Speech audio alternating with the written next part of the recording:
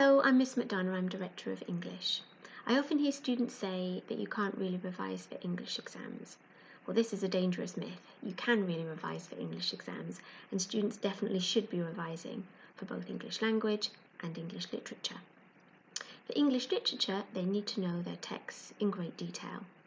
They've got annotated copies of the text, and they should start by rereading or re-listening to those online if that's preferable.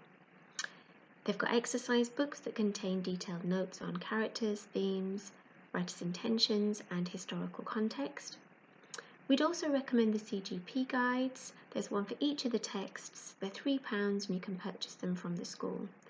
Students are welcome to come and have a look at them in M1 before purchasing if they wish.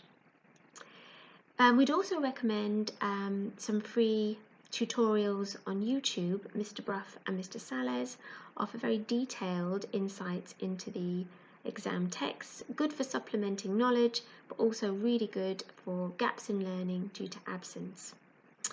Finally, for English literature, timed practice of exam-style questions is a great way to improve exam performance. On the group's team page, for each class, there will be past exam papers and mark schemes.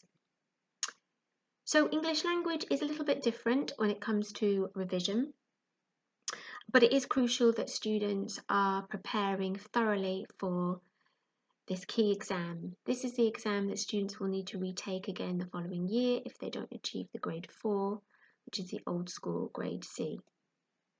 So what can they do to revise for the English language exams? Well, there's plenty they can do. They need to read fiction and non-fiction regularly, like we've been saying since year 7, and they need to revise the focus of each question.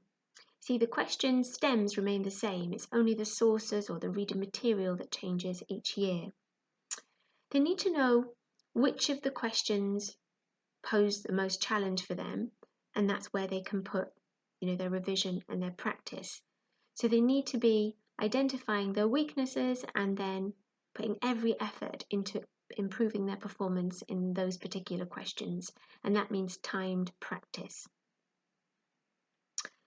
The writing sections, again, they can be done as timed practice responses. They're writing to impress in limited time restraints. They're required to write a story or a description for paper 1, which is the fiction paper.